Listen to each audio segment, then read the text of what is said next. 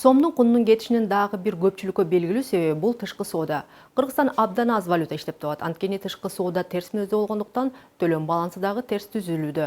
Төлөм балансы деген эмне? Анын улуттук валюта жана доллар менен катнашы кандай тиешеси бар? Бул тууралуу Финсабат рубрикасында. Төлөмдүк теңдем бул өлкөнүн акчалай каражаты десек болот. Ал Кыргызстандын дүйнө менен акчалай байланышын аныктап, кирген чыккан акчанын эсебин көрсөтөт. Товарларды сатып ала турган болсо же кредиттерди берсе, бул албетте мамлекетке чет өлкөдөн келген валютанын келишин билдирет. Жана тескерисинче, эгерде биз сата турган болсок, товарларды жана ошондой эле кредиттерди берсек, бул валютанын мамлекеттен кеткенин көрсөтөт. Жана төлөм теңдеми өзү негизинен эки чоң бөлүмдөн турат. Төлөмдүк теңдемдин негизги көрсөткүчтөрү күндөлүк эсеп жана каржы эсебиндеги агымдардан түзүлөт. Күндөлүк эсеп керектелүүчү товар, кызмат жана трансфертылардан турат. Ал өлкө дүйнөнүн товар жана кызматтарынын кардары же тескерисинче тейлөөчүсү экендигин аныктайт.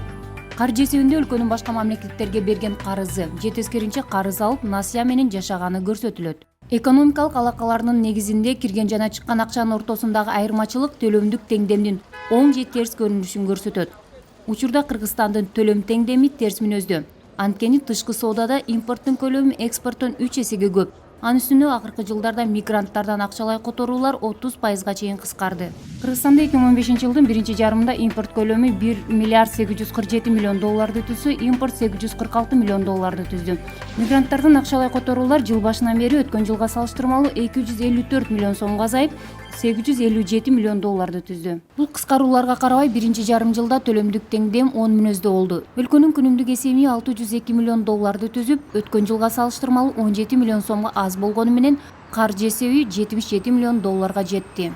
Улуттук банктын билдирүүсүндө төлөмдүк теңдемдин көрсөткүчтөрү өлкөдөгү финансылык акыбалга таасир бербейт.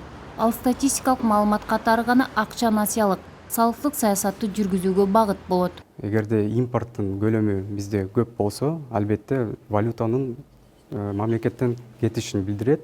Эгерде ички рыногубузда валютанын көлөмү азайса, албетте бул дефицит болот жана бул түздөн түз биздин кыргыз сомунун долларга болгон курсунун өсүшүнө алып келет.